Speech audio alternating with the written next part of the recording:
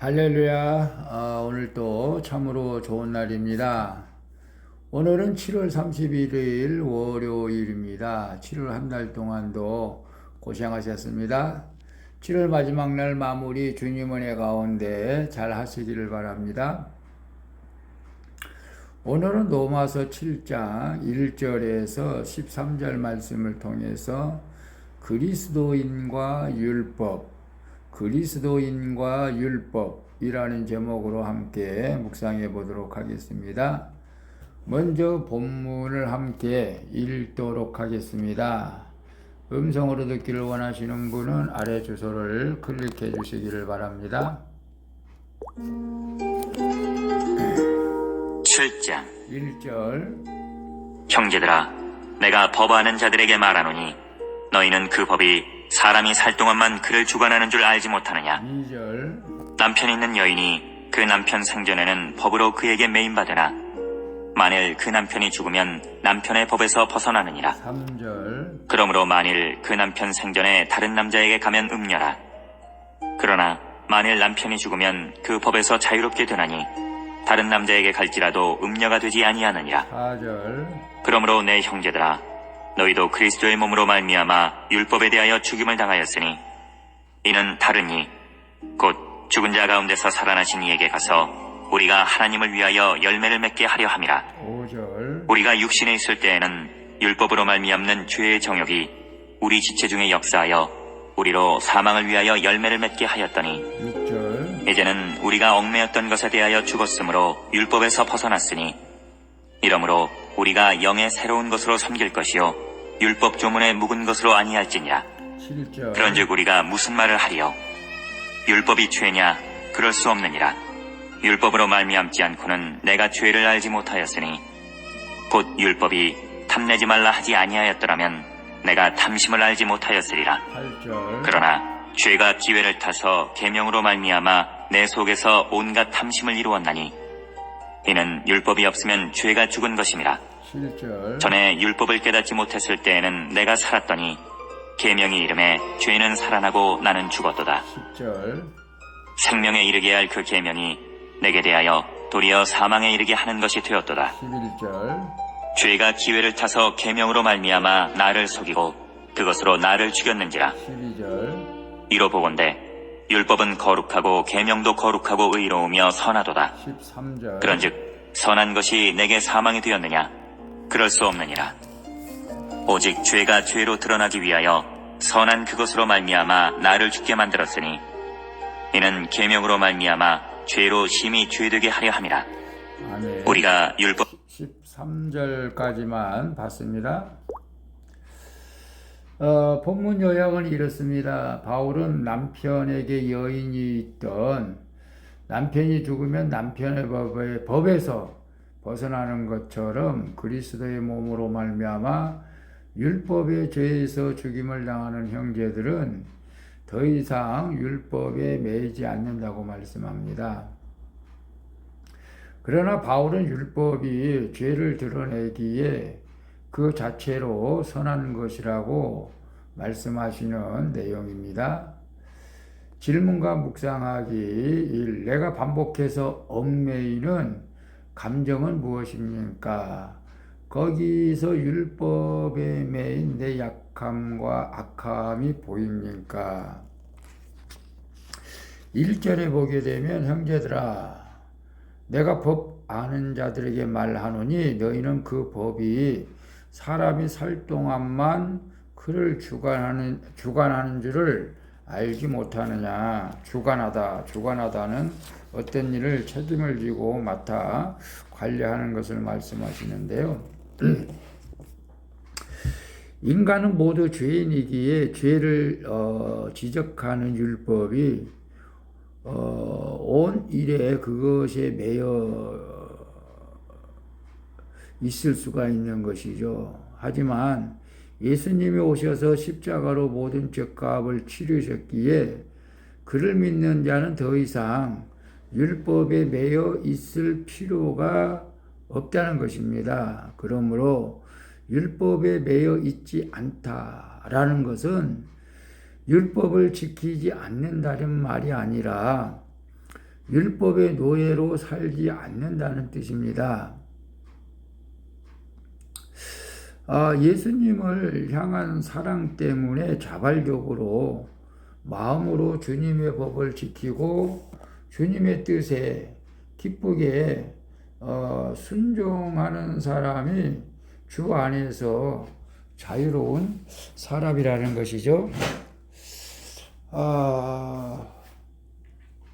그래서 내가 반복해서 얽매이는 감정은 무엇입니까? 거기 율법에서 매인 내 약함과 악함이 무엇이 보입니까?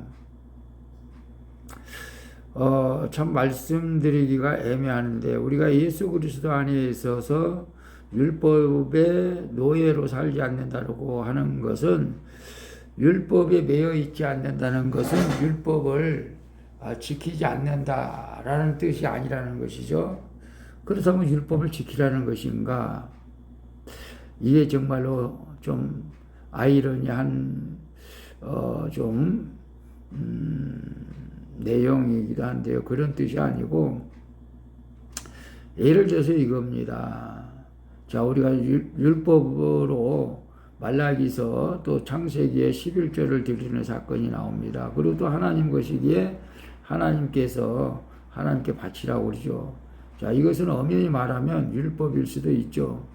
그러면 내가 11조를 율법에 의해서 드리는 것이냐, 내가 감사로 드리는 것이냐, 이 차이라는 것이죠.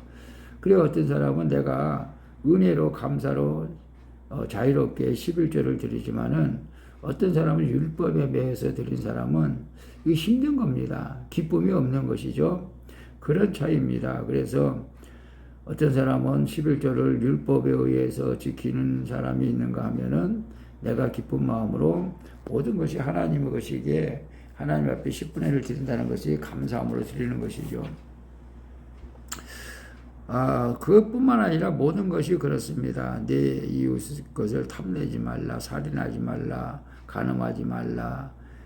물론 율법을 우리가 지키지 말라는 것은 아니고 우리는 성령 안에 있으면은 자연스럽게 그것이 죄에 대해서는 멀어지고 의에 대해서는 가까워질 수밖에 없는 것이죠. 그런 율법을 매이는 것이 아니고 우리는 율법에서 자유함을 누리는 것입니다. 그래서 우리는 율법에서 내 악함은 무엇이고 약함은 무엇이냐.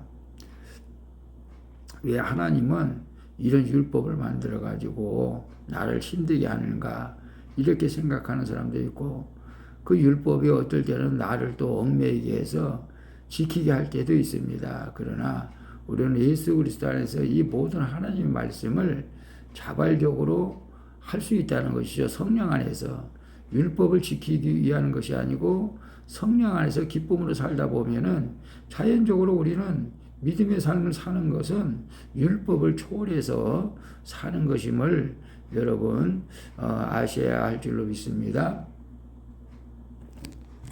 2번, 내가 주님을 만나고 난 뒤에 가장 크게 자유함을 느낀 적은 언제입니까?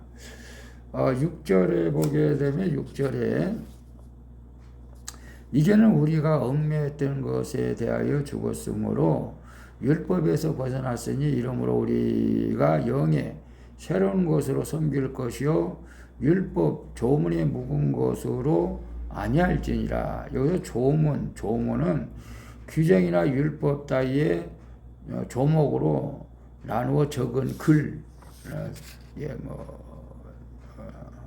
법적으로 쓰여진 글이라고 보면 되겠죠. 내 환경이 변하지 않고 지켜야 하는 법이 그대로 있더라도 나를 대신해 율법에 대해서 죽으신 예수님을 믿으면 내 마음에는 율법에 대한 생색이나 정죄감이 발붙일 자리가 없는 것입니다. 이것이 그리스도인이 누릴 수 있는 자유죠. 진정한 자유는 매여 있는 율법이 내 앞에서 없어지는 것이 아니라 그 율법에 매이지 않고 예수님을 사랑하는 새로운 사랑의 법에 매이게 되는 것이죠.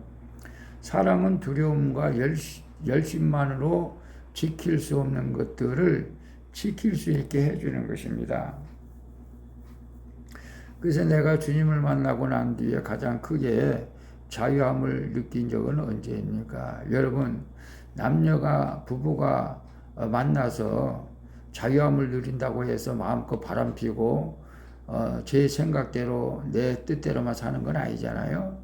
우리가 부부지간에 자유함을 누린다는 것은 내가 그분을 행복하게 해줄 때 우리는 진정한 자유를 누리는 것이죠. 남편을 내가 행복하게 해줄 때 자유를 누리는 것이죠. 오늘 내가 예수님의 행복하게 해준다면은 우리는 자연스럽게 자유를 누리게 되는 것입니다. 그래서 내가 주님을 만나고 가장 크게 자유함을 느낀 적은 무엇보다도 그랬죠. 예수 그리스도의 보혈의 피로 우리의 모든 죄를 씻겨 주셨기 때문에 과거의 죄에 대해서 우리는 그거에 두려워하거나 얽매일 필요가 없다는 것이죠. 이제는 우리가 예수 보혈의 피로 다 지난날의 죄를 씻어 주셨기 때문에 어쩌면 현재 죄, 미래 죄까지 다 예수 보혈로 씻어 줬기 때문에 우리는 날마다 자유함을 누리며 주님께 감사하며 살아가야 될 줄로 믿습니다. 3번 봅니다. 말씀을 가까이 할수록 내가 가장 고통스럽게 느꼈던 죄책감은 무엇입니까? 13절에 그런즉 선한 것이 내게 사망이 되었느냐? 그럴 수 없느니라. 오직 죄로 드러나기 위하여 선한 그것으로 말미암아 나를 죽게 만들었으니 이는 계명으로 말미암아 죄로 심히 죄되게 하려 함이니라. 예수님의 구속은 믿는 자를 율법에 대해 자유롭게 하지만 율법 자체를 무효로 만들지는 않는다는 것이죠. 성도는 오히려 율법을 잘 알아야 하는데 율법을 통해서 죄가 구체적으로 드러나기 때문에 그렇습니다. 예수를 믿으면 율법을 더 잘 지켜야 합니다. 게다가 그 율법으로 자기 죄를 보고 회개해야 하는 것이죠. 이렇게 죄를 죄로 인식하며 그 앞에서 한없이 자기의 약한 실체를 보고 거기서 돌이키는 것이 선한 율법을 내게 주신 주님의 뜻인 줄로 믿습니다. 말씀을 가까이 할수록 내가 가장 고통스럽게 느꼈던 죄책감은 무엇입니까? 물론 저도 지금 성경을 통독하고 있는데 정독으로 말씀을 온전히 참 지키지 못한다는 것을 사실 느낍니다. 때로는 이렇게 살아야 되는데 어떤 면에서는 또 데이비드 차 선교사님이나 박보혜 목사님처럼 살아야 되는데 그러지 못할 때는 좀 마음의 죄책감을 느낄 때도 있죠. 그리고 또 원수를 사랑하라고 했는데 아직도 원수를 사랑할 만한 내가 그릇이 되지 못하고 늘 정죄하고 판단하는 그런 것들을 어떨 때는 내가 나 스스로도 죄책감으로 느낄 때가 있습니다. 그러나 이런 것들도 성령 안에서 이제는 모두가 자유함을 누리면서 우리가 성령 안에 거하면은 모든 말씀을 우리는 지킬 수 있는 은혜를 주님께서 주실 줄로 믿습니다. 율법은 내가 지키려고 해서 지키는 것이 아니고 하나님께서 은혜로 우리를 지킬 수 있도록 힘주시고 능력을 주시는데 그것이 곧 오늘 우리가 성령 안에서 사는 믿음이라고 할 수가 있죠. 늘 주님과 동행하면서 날마다 성령님이 이끌어가는 인생을 살아갈 때는 우리는 율법을 초월한 삶을 살게 될 줄로 믿습니다. 기도하겠습니다. 주님을 만나기 전에는 세상에 온통 얽매이는 삶을 살았고 또 주님을 만나고 걸어가는 지금도 자꾸만 얽매이는 것들이 있습니다. 이런 죄를 불쌍히 여겨주시고 율법으로 죄가 드러나게 해주셔서 회개함으로 진정한 자유를 누리게 하여 주시옵소서. 7월 한 달도 주님의 은혜 가운데 살게 하심을 감사드립니다. 그러나 지나고 보면 내 행한 것이 모두가 죄뿐임을 고백하오니 예수 보혈로 씻어주시고 정결하게 하여 주시옵소서. 나의 죄와 허물을 예수 그리스도의 보혈로 씻겨주시는 예수님의 이름으로 기도합니다. 아멘.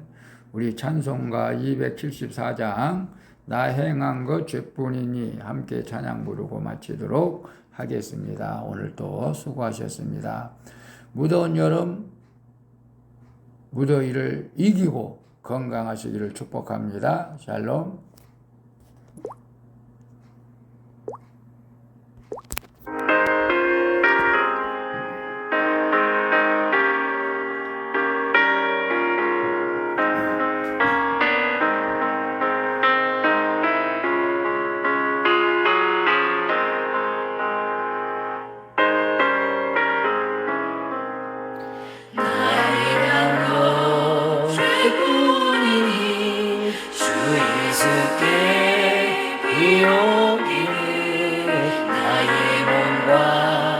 나의 맘을 깨끗하게 하옵소서. 물 가지고 날 씻든지 불 가지고 태우든지 내 안과 다 닦으사 내 모든 죄 멸하소서. 밝히시니 참 기쁘고 고마우나 그보다 더 원하오니 정결한 마음 주옵소서. 물 가지고 날 씻든지 불 가지고 날 끓이든지 내 안과 닦으사 내 모든 죄 멸하소서. 아버지 하나님, 내가 예수를 믿는다고 하면서도 여전히 죄악이 있었던 것을 고백합니다. 알게 지은 죄도 있고 모르게 지은 죄도 있습니다. 주님, 나의 모든 죄와 허물을 다시금 예수 보혈로 씻어주시고 정결하게 해주시고 성량하시고 참 자유를 살아갈 수 있도록 은혜를 베풀어 주시옵소서.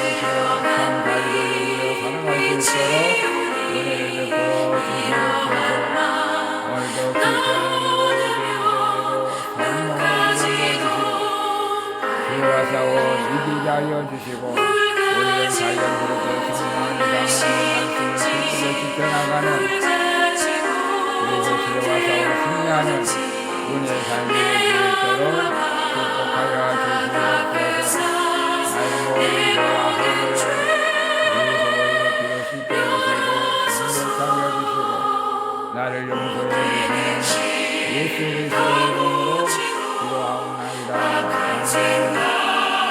나버려도 주 앞에서 정결하고 사랑치는 못하리라.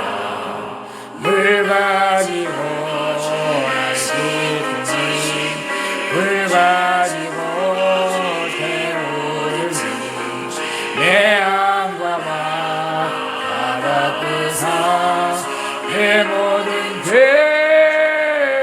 멸하소서. 아멘.